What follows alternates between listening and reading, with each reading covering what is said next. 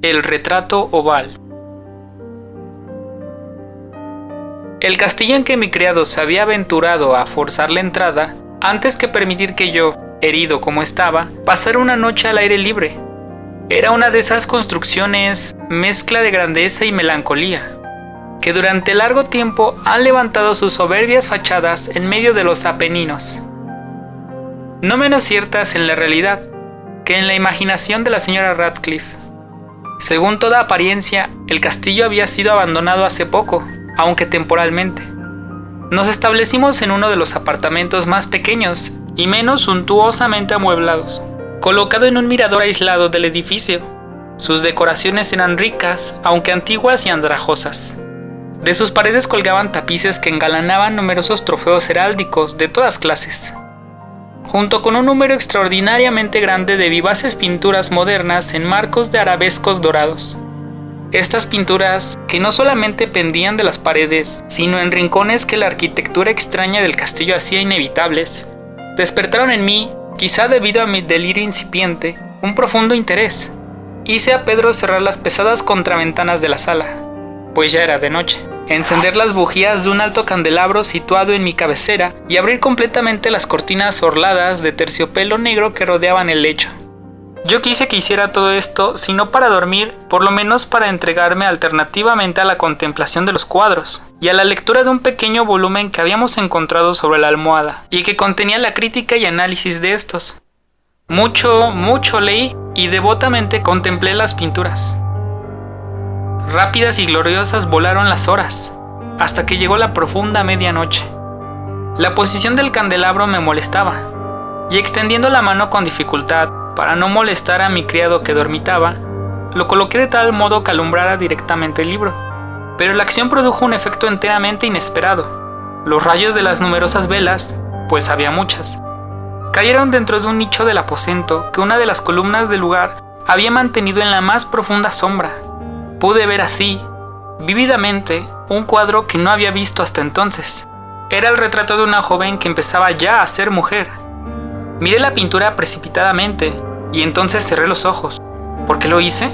No me lo pude explicar al principio, pero mientras mis párpados permanecieron cerrados, cruzó en mi mente la razón de mi conducta.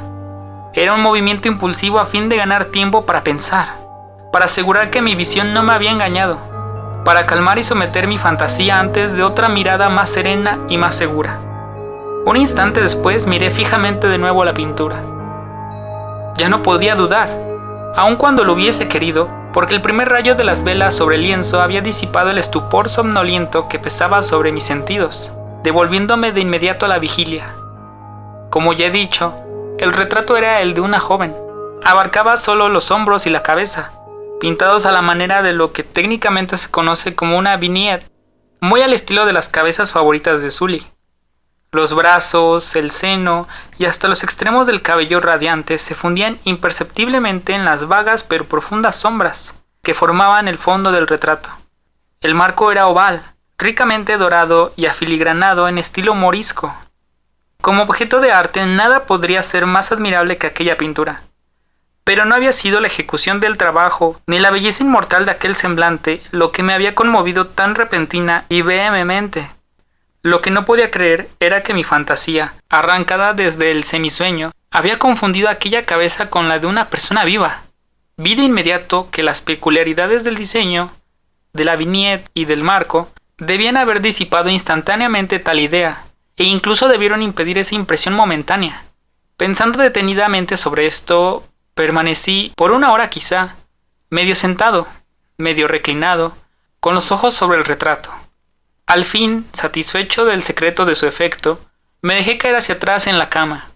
Había encontrado que el hechizo del cuadro residía en una absoluta posibilidad de vida en su expresión que, sorprendiéndome primero, me confundió, sometió y me pasmó finalmente. Con un pavor profundo y reverente, volví al candelabro a su posición anterior. Alejada así de mi vista la causa de mi agitación profunda, busqué ansiosamente el volumen que contenía la historia de las pinturas. Hallé el número que designaba el retrato oval, y leí en él las vagas y extrañas palabras que siguen a continuación. Ella era una virgen de singular belleza, tan linda como alegre. Aciaga fue la hora en la que ella vio, amó y desposó al pintor. Él, apasionado, estudioso y austero, tenía ya una novia en el arte. Ella, una joven de hermosura singular y tan encantadora como alegre, toda la luz y sonrisas, y traviesa como un cervatillo, amando y apreciando todas las cosas, odiando únicamente al arte que era su rival, temiendo solamente la paleta y el pincel y los demás instrumentos funestos que la privaban de la contemplación de su amante. Fue así algo terrible para esta dama oír al pintor hablar de su deseo de retratarla, pero ella era humilde y obediente, y posó mansamente durante muchas semanas en el oscuro y alto mirador donde solo desde lo alto la luz caía sobre la pálida tela.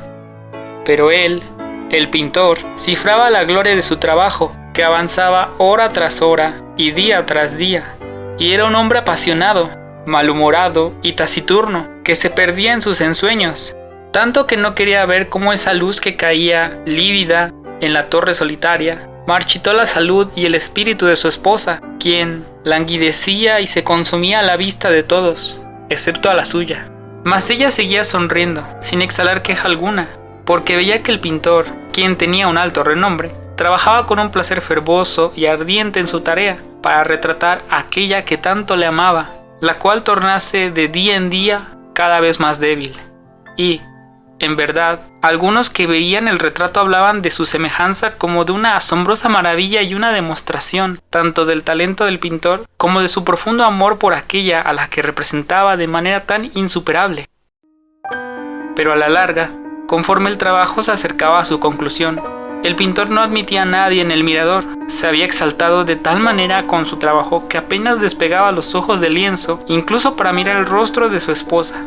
Y no quería ver que los tintes que esparcía sobre la tela eran extraídos de las mejillas de la que permanecía sentada a su lado, y cuando pasaron muchas semanas y poco quedaba por hacer, apenas una pincelada sobre la boca y un matiz sobre los ojos, el espíritu de la dama osciló como la llama dentro del tubo de la lámpara. Y entonces la pincelada cedió y el matiz se aplicó, y, por un momento, el pintor quedó como en trance ante el trabajo que había ejecutado. Pero mientras aún lo estaba mirando, se puso trémulo y muy pálido, y tembló estupefacto mientras gritaba: «¡Esta es, en verdad, la vida misma!» Y volvió repentinamente el rostro para ver a su amada. Estaba muerta.